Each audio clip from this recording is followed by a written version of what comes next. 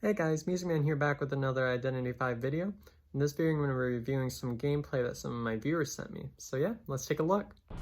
Alright, so for these first couple of videos, I'm going to be reviewing the gameplay from that Wondrous sent me. Wondrous is a relatively new YouTuber. We were like chatting on Discord and we were like, hey, we think it would be really cool if we like reviewed each other's gameplay on our channel. So he's going to be reviewing some of mine sometime in the future. I'm reviewing his right now.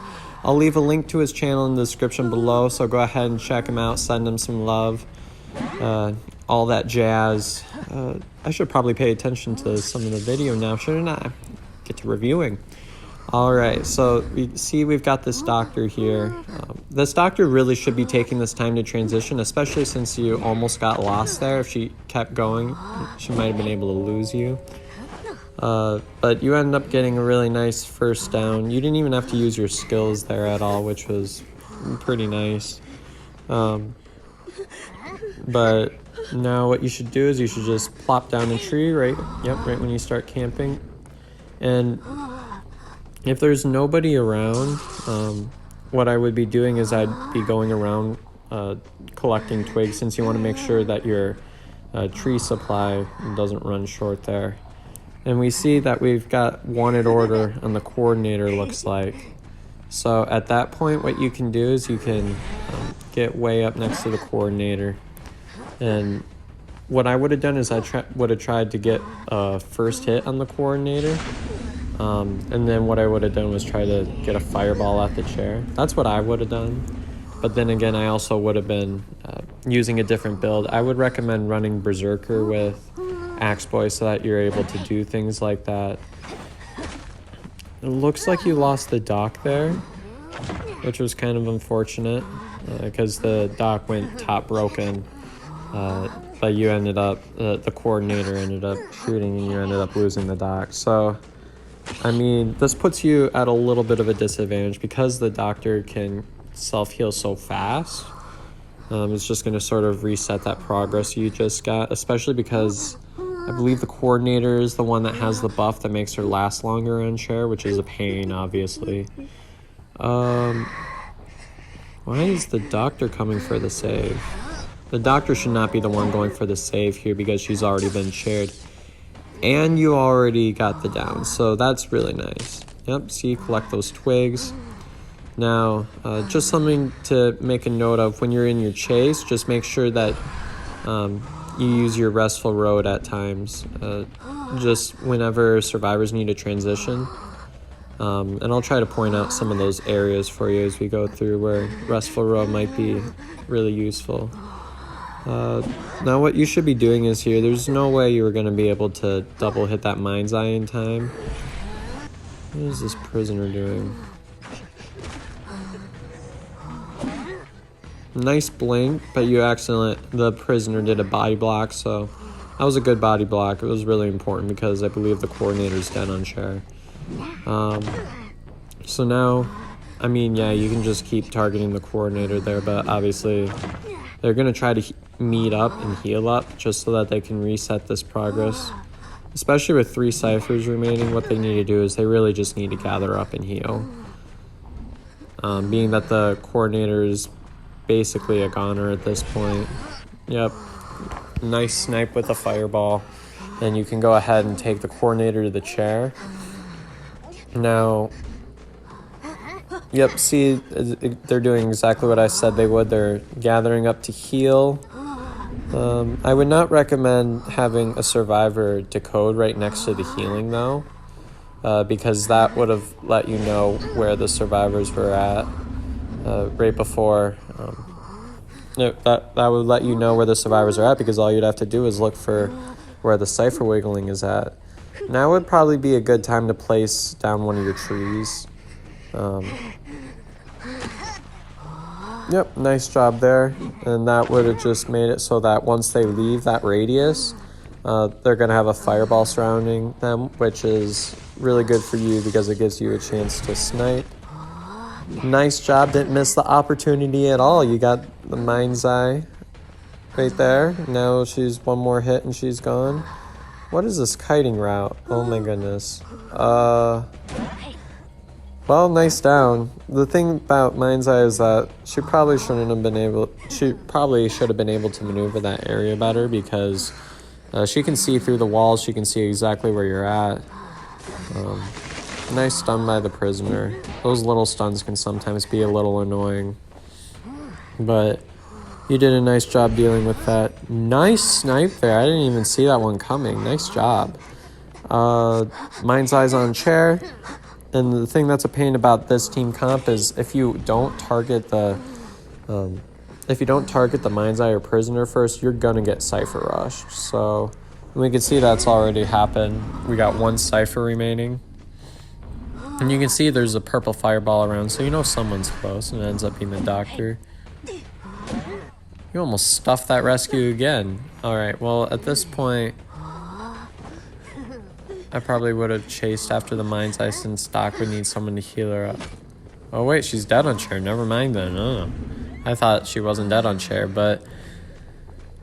Okay, you see the footprints. There we go. There's where the Mind's Eye's at. If I was the Mind's Eye here, I probably would have tried sneaking around trying to lose you instead of... Because I know that you'd be able to see where the footsteps are. But at this point, unless the prisoner has a Cypher almost primed, you've got this win in the bag at this point. There's not a whole lot. What I like to do if it gets to this point is I like to make them waste as many pallets as possible just so that they've got nothing to work with after the final Cypher pop. But then again, that speed boost also does a lot here. This God pallet here is probably the most important pallet of the entire game. We can see the Mind's Eye was about to take that hit like a champ because the Cypher's prime. If I were her, I would go to an area with where she would have been able to work with more stuff, because right now she's in the middle of nowhere. That was a kind of late Cypher pop, but I mean, don't give them too hard a time about it. The Mind's Eye is going to be making her way to the window, get that window boost, and she's going to make her way to back broken, maybe transition into church. The thing that really hurts Mind's Eyes is that vaulting debuff there. It just makes it so that you can't get as much space between you as the hunter, because it takes so much time to vault there. So we can see this Mind's Eye trying to make her way to dungeon, maybe. And we can see you down the Mind's Eye there. And what I would do is I would be placing the Mind's Eye on the chair right now. I would not be risking it for this prisoner right here, because we saw the dungeon was right there. And if that prisoner gets out, the Mind's Eye is going to get through the dungeon. Are you able to pull this shot? Why was the Mind's Eye not crawling to dungeon? Okay, so that was the one mistake that I would have particularly corrected. If you have the opportunity to get the 3-man, take it. Don't risk it for that prisoner. It's not worth it. If that Mind's Eye had been crawling the whole time, she undoubtedly would have been able to make it to dungeon there, and that would have been a draw, what could have been a secured win. Anyways, let's get on to the second match, which is on Moonlit. Moonlit is, by what I hear, I'm not an Axe Boy main, but I hear Moonlit is kind of tough for some hunters to work with. Why is this? Okay. So, other survivors, when they see the fear radius going off, they're going to start transitioning right away. Nice snipe with a fireball. Jeez, that was a very, very quick down. Alright, so you can go ahead and take this doc to the chair. Now at this point, I kind of expect the survivors to not rescue in my tier. If you kite that long, then what they're going to do is they're going to focus on Cypher Rush, so that even with the fast down, it's a draw, because by the time the chair is over, 3 Cyphers have popped. You chase one more survivor, say 45 seconds, you're going to be getting pretty close to that prime Cypher where they can just go for the tide turner. They can pop the final Cypher, get the speed boost. You chase the final survivor. But by the time you do that, other 2 are at the gate. It's just a matter of time and numbers. Means that that's basically a guaranteed draw if you take that strategy. Where the only way that doesn't work out is if the hunter has a no camp strategy. That was kind of a risky fireball there, but okay. You got a hit on the dock, so I was kind of surprised they did go for the rescue there. I kind of thought it wasn't going to happen given that kite, but the dock ends up getting rescued, has the tide turner, so and just make your waster pallets so that you can go ahead and break them so they got less to work with. You can go ahead and take this dock to the chair, and it looks like, did she die on another survivor's cipher? Is there someone on bridge? I probably would have looked out to see if there was someone on bridge, because it looks like there was. And this is just the Merc here. You don't want to chase the Merc. I would leave right now. Yeah. Oh wait, no. No. Nobody was on bridge at that point, but it doesn't look like. But you're gonna use your restful road. So you're doing it. You're using your restful road mostly when you need to find another survivor, but once again, I would just say experiment at least a little bit with using it during chase. See, you're going into an area where, I mean, your tinnitus isn't going off, so you didn't even need to check the second story, but you're going to an area where there's not a whole lot of ciphers. If nobody was at that cipher in 2-story, then nobody's in the vicinity at all. Nice job getting the hit on the acrobat there. So what I would do right here is, you can try sniping him with a fireball, see if that works. Okay, what I would do is I just rush him down the slide, You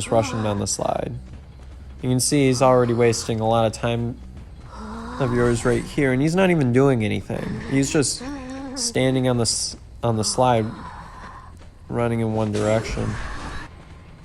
That was a beautiful acrobat ball there. So you can go ahead and maybe get a snipe here. I'm not sure. Okay. So this acrobat obviously is not conserving his items at all, which means that he's only going to have less to work with later, which I mean works, but I mean, like, ones like that, he didn't really need to use at all. He could have saved it for later when he needed it more.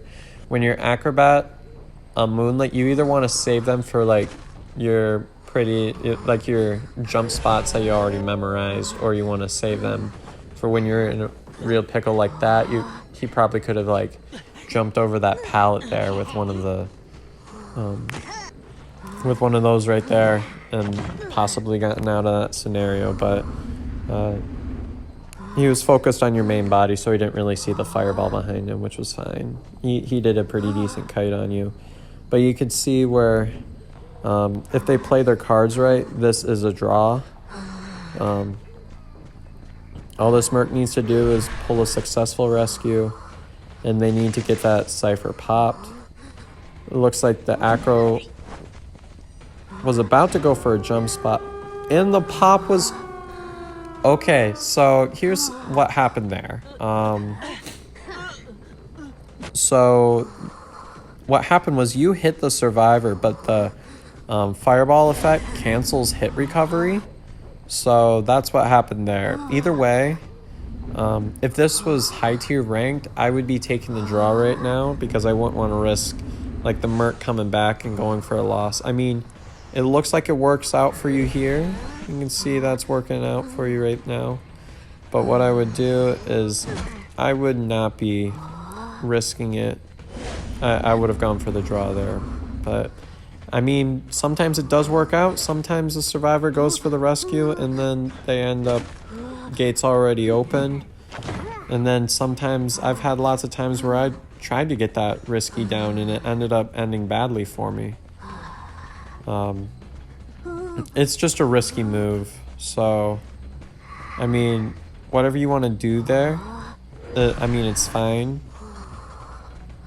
You're going to use your acceleration effect. So this is probably where I would have recommended using that restful road more often, just so that you're able to get that down faster, catch up to the survivor, like right here. Looks like you ended up losing the Merc for a moment. What I would do is I would have used that restful road there so that I'd be able to catch up. And that's what makes Axeboy particularly strong against transitional kiting, is that he's got such good speed there. But this Merc almost kited you throughout all of detention, so I mean, you gotta really land this fireball or get a hit in the next few seconds, or else he's going to be able to walk right out that gate and pull this into a draw.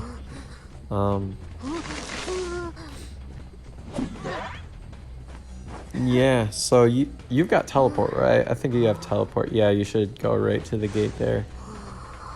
If you didn't bring trump card there, that undoubtedly would have been a draw. But because you had trump card and you switched to teleport, I think that ended up being pulled into a win because you were able to get that down on the mercenary. But that's, you can see where mercenary can really waste a lot of time with his elbow pads. He ended up kiting throughout all of detention. But overall, you had a really strong early game, which ended up pulling this into a win for you. So now we're going to go ahead and take a look at looks like some barmaid gameplay. So barmaid can actually be a pretty decent kiter if you're able to use her right.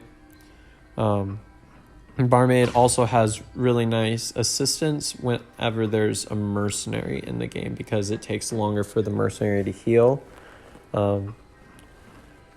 So yeah, let's see what happens here. It looks like the hunter's a ripper and you're at working carousel, and this ripper's coming right at you. So right when you see him out in the radius, what you need to do is you need to leave right away. I would have vaulted that window and went straight to working carousel, because this area right here, a ripper that's good with his foggies is going to be able to hit you in this area. You can see he missed his foggy there, but that should have been an easy foggy that a good ripper wouldn't miss. So you can see he has his foggy again. That was a nice foggy blade, but you can see if he can work around his pallets. I would not have risked taking a drink there, because there's a good chance that ripper was going to be able to catch you there. If he would have charge attacked there right before the pallet, he would have hit you, and then that drink would have been a complete waste. And you can see either way it was a waste, because the ripper got his foggy there and you ended up getting down there. So you would have been better off conserving the drink either for a later kite or saving it for an injured teammate. Obviously you wouldn't need to use it on dock, but probably either the coordinator or prisoner, if either of them get injured, you can just give them a drink and they'll be able to heal. Why is the prisoner the one going for the rescue? What is that? And he doesn't even have Tide Turner. Oh my goodness. Well, either way, there are 3 ciphers that are popped. The coordinator needs to be that first rescue there, because the coordinator is a guaranteed first rescue. We'll see if the coordinator... Why are they insta-rescuing? They need to wait right before... Yeah, they need to wait like right before the chair is done or something, because they need to stall more time for their decoders here. This area is a good area. I would keep looping around this because the hunter is blind around the corners there.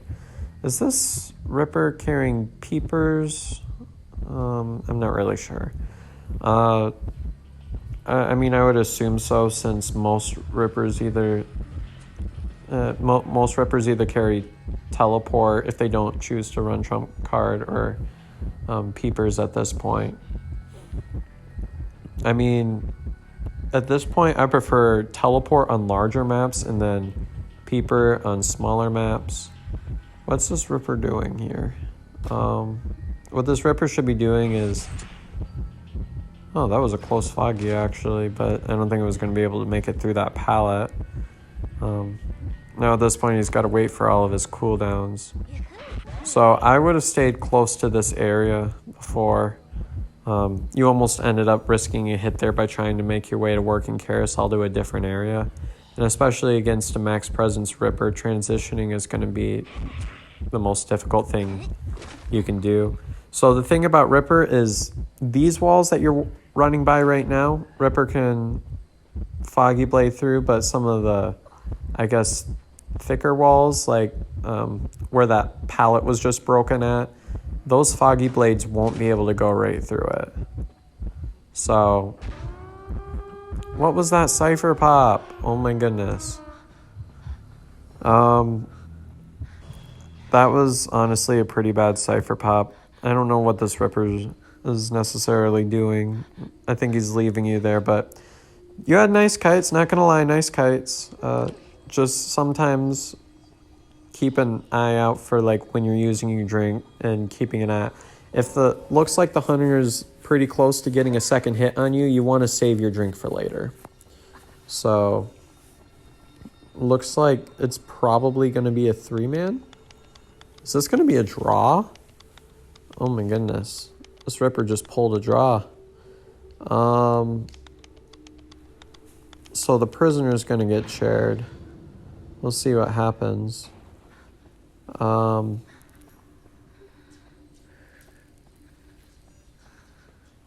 So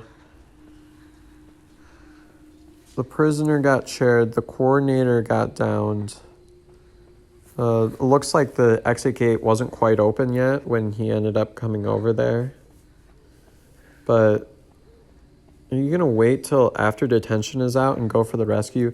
If this is ranked, go out right away. If you've got a draw, take the draw, because chances are more than likely going for a rescue after detention, unless you have Tide Turner, which I wouldn't expect a barmaid to have Tide Turner, but if you did happen to have Tide Turner, what I would do is I would go for that rescue after detention, but if you don't have Tide Turner, just leave.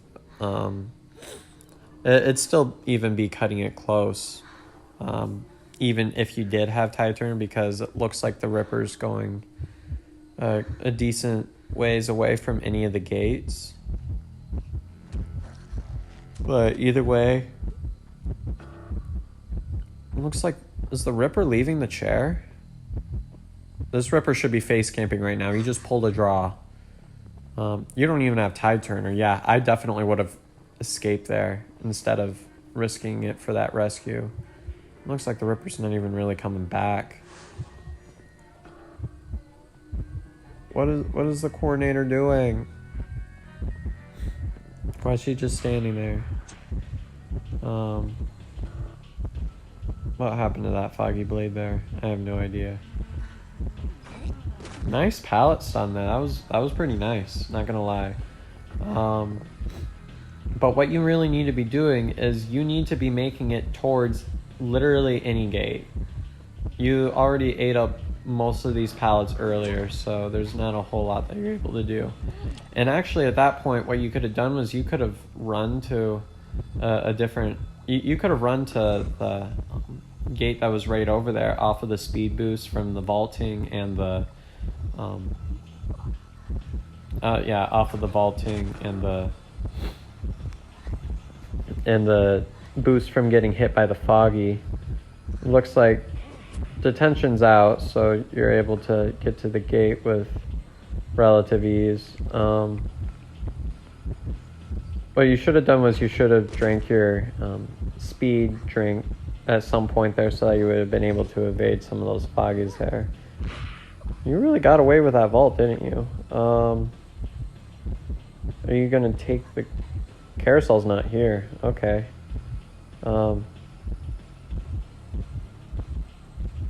At this point, the Ripper needs to go up there and chase. He could have avoided all of this if he face camped that chair. That chair is what allowed him to almost get the recovery there. What is this Ripper doing? You're not able... You're not going to hit that foggy, I'm telling you right now.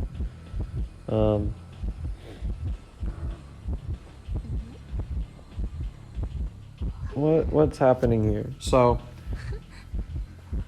I think you were really lucky that the Ripper left at the end to try to go for the win, but if this was ranked, it was still a very, very risky move, what you did there. Going for that rescue.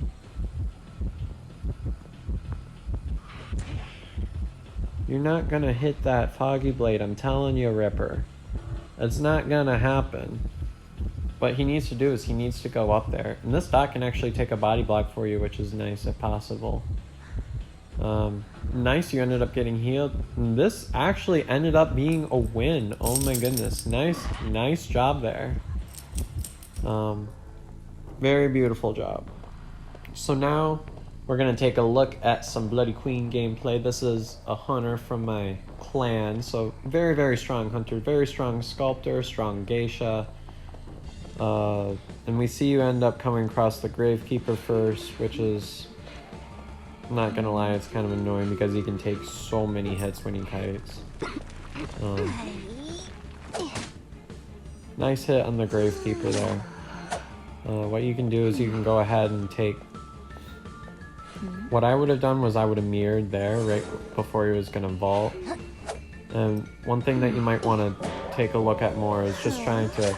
Instead of, I would have tried placing the mirror right so that your image was going to appear right on top of the survivor. Because you can see your mirror image was in front of the survivor for a while. But what you really want to do is you want to place your mirror so that it spawns, your image spawns on top of the survivor. So you got as many opportunities to swing as you can. The only exceptions to this is when you have max presence, which allow you to greatly increase your accuracy with the greatest of ease. So, what happened to, oh, Seer Owl. Okay. Yeah, there's not much you could do about that. I would make sure I don't lose the Gravekeeper here. We can see that we've got his footsteps there, so... At this point, you got so many hits on the Gravekeeper there, I probably still would have ended up chasing, but you were lucky that this Enchantress wasn't able to kite you. So, but just for future reference, if you're able to get a survivor injured, even if it's just like the Gravekeeper, I still would have gone for that den, especially because Seer used his owl, he used both his shovels. You already invested enough time into that chase, and you can see he's healing right up, so that's kind of undoing that progress there. What I do is, looks like you're carrying Berserker. I wouldn't generally recommend using my mirror on the chair like that, but you can see it worked out for you. I guess that could be a chance to avoid getting hits on chairs, but I like to have that mirror ready with me after the rescue. Don't lose the Enchantress, you need to keep your chair progress going.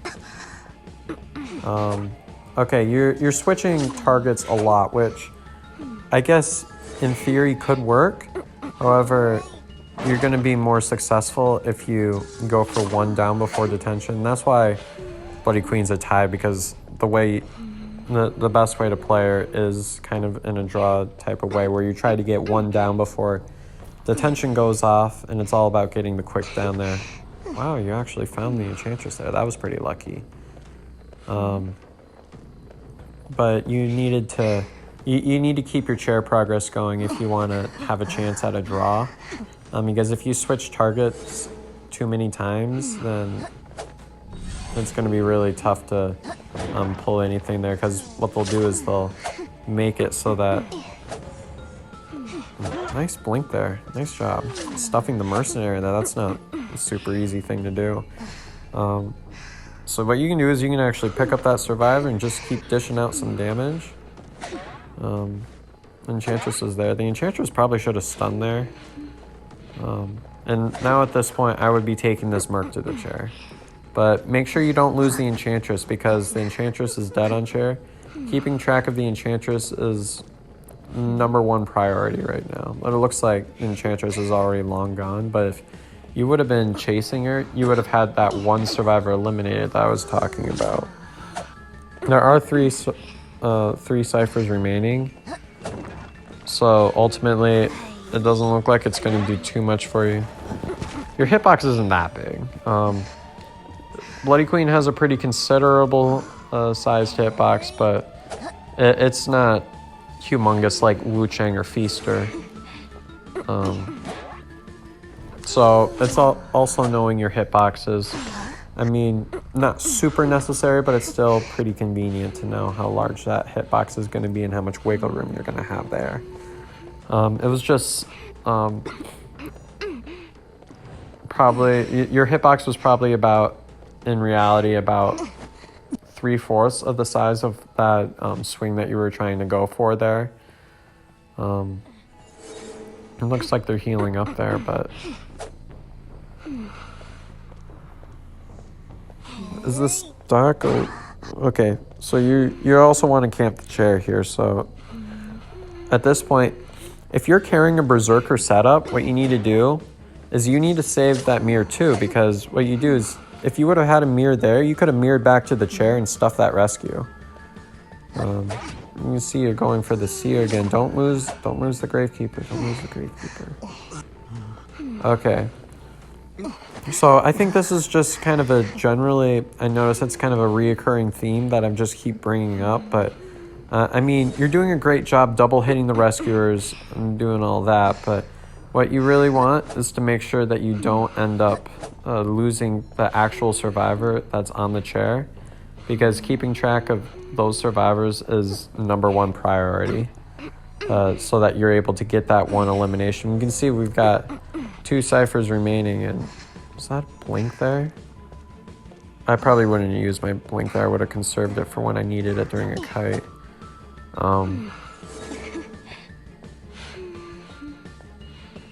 That was also a relatively questionable mirror, but you've been pretty accurate with your mirrors until this point, so I won't give you a hard time about it.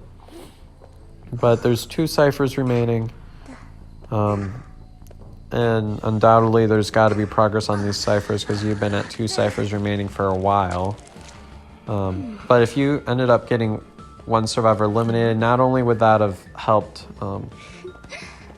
with progress of getting hopefully at least 3 survivors eliminated, but it also would have made Cypher Rush a lot slower. But nice mirror hit. You ended up downing the seer. I'm not sure. Oh, I ended up getting a notification there, so I'm just going to blur that out. So we can see we're taking the seer down to the chair at this point. The seer is eliminated, so what you can do is... looks like there's another survivor in this area. Let's see. What you need to do now is 1 cipher remaining. You need to keep track of where that final cipher is at, and that would take #1 priority over any chase, is just making sure that you get that map pressure, that cipher pressure right at the last cipher there. And we can see you're leaving for those ciphers right now. Good job. Looks like the Gravekeeper is right here, all healed up. So you can go ahead and target him for a little while, but you also want to keep track of that cipher at Tombstone. Now, when it comes down to the last cipher there, I don't like using my mirrors right before the final cipher pop, because if that ends up being on cooldown, it can actually end up being a bit of a pain, because then you have to wait for that cooldown to reset. And if you use trump card for teleport, just having a lot of things on cooldown and not being able to do anything can be kind of tough. But we can see that if the survivors do this correctly with the pop and everything, then this should be a draw. We can see the cipher pop happens, and at this point, what I would be doing here is I would be pulling for a draw.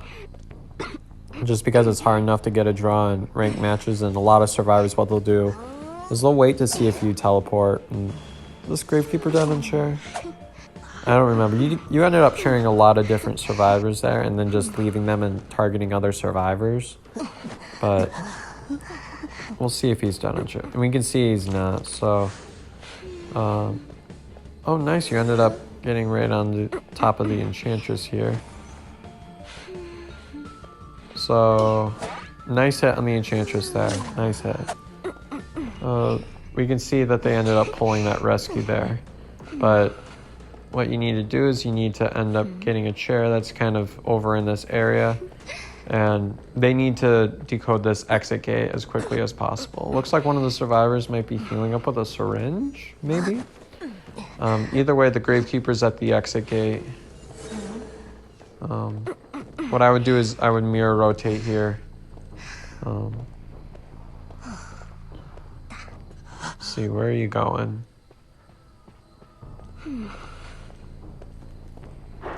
Okay, I think your tinnitus actually ended up going off there, so I probably wouldn't have left that gate unattended for. But we can see the mercenaries at this gate here. So this is going to be close. Is the gate going to open? The gate's going to open. Can you get this hit here? Nice. Nice hit on the mercenary there.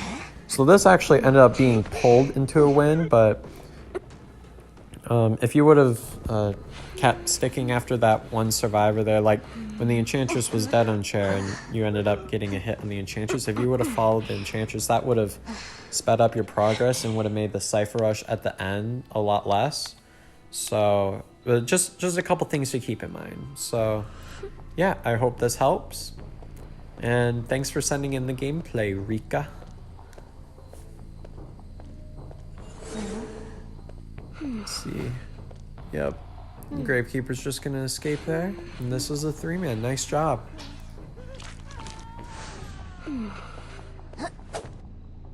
Well, I hope you all enjoyed that video. If you want your gameplay reviewed in a future video, instructions are in the description below on how to do that. And I'll see you next time. See ya.